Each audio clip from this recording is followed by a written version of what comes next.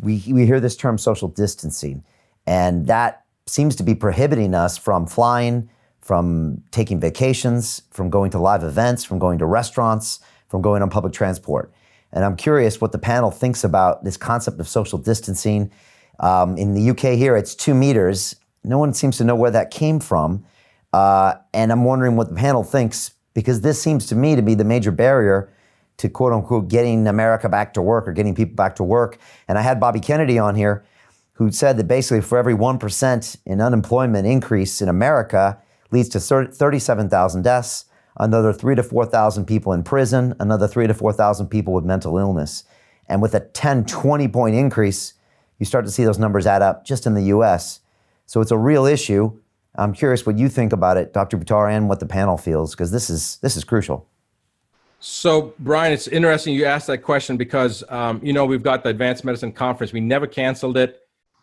We've planned on doing everything. We've had, no changes. We've got a couple of speakers that weren't able to come in, but everybody's booked their flights. Today's Thursday, so the conference starts in about 36 hours. I just got this slipped across the door. I don't know whether you can see it. It just says, hotel just pulled out due to governor's order. So this is 36 hours before our conference, and they're going to try to prevent the conference from taking place. And we've got hundreds of people, possibly thousands of people that were planning on coming, and we were going to stream it for those people that couldn't come, and they've just done this. Now, wow. This is showing how preposterous, because this is a medical conference. We've got Dr. Bruce Lipton coming there. We've got Dr. Judy Mikovits, Dr. Sherry Tenpenny. These are some of the leading people on how viruses work and diseases and such like this, autism, people that have been involved with this type of information, dissemination of this type of information, research in this type of information for years. And they're going to try to say that no, some governor is going to issue an order to prevent a medical conference from taking place when we know that this is hogwash. Already, the unconstitutionality of this has been struck down in Wisconsin by a governor's order, and I think in the state of Oregon. So, I'm trying to maintain my composure. You can see that, somebody said cabal. So I'm at a loss for words right now because this has been a year in planning. And, we got thousands of people coming in. You got speakers from multiple countries coming in 36 hours before they pull out. 36 hours before. So I'm sorry that I was at a little loss for words. I was kind of just not even sure exactly what to say. But when you ask about what's happening to the economy, it's devastating for everybody. And I guess we can ask the doctors how many of the doctors have been affected by personally impacting their practices. Yeah, well, I'm guessing that's high, but let's just see the hands. Okay, so how many doctors' practices have been affected by this? As we would probably expect, it's most here, most of the doctors. I mean, I really want to kind of drill into the whole social distancing question, do that. Because this is the perfect time to have this panel talk on this. You and I spoke about this briefly, but I'd love to get your thoughts on it again. I mean, is social distancing necessary? 2 meters, 1 meter, you've already covered the masks. Is that going to prevent the spread of this disease, which we all pretty much agreed is not what people are dying from?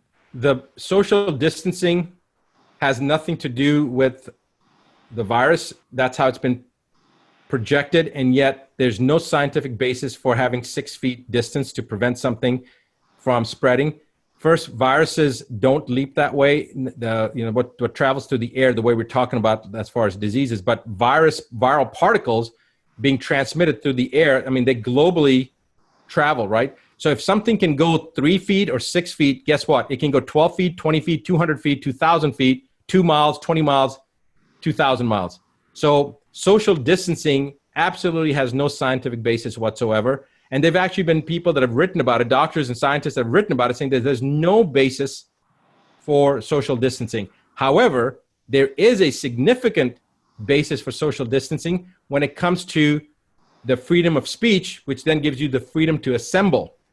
And the military technology has been there for at least 15 years. Since I got out of the military, it was actually back then, so that was in 1996, so that was 24 years ago, where I think it was right around that time, where you can actually, using satellites, track soldiers and to a 5-foot circumference around the soldier, you can basically identify them. If it's within that 5 foot, then it's hard to determine if it's 2 people or 3 people or 4 people.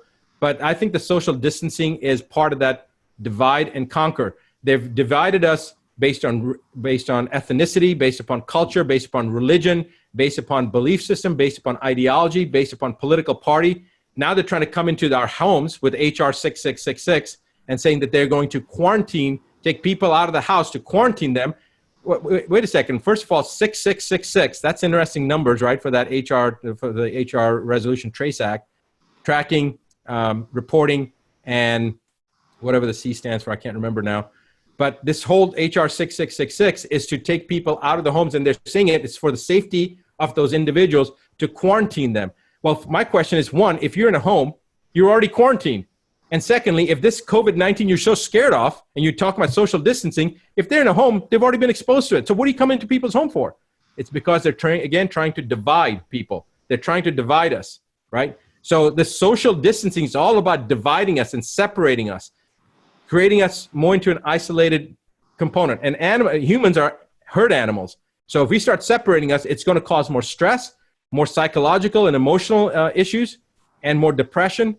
And I think this is part and parcel of that fear-mongering that they've created. All right, so let me ask the question. Raise your hand if you think that social distancing has no scientific basis whatsoever.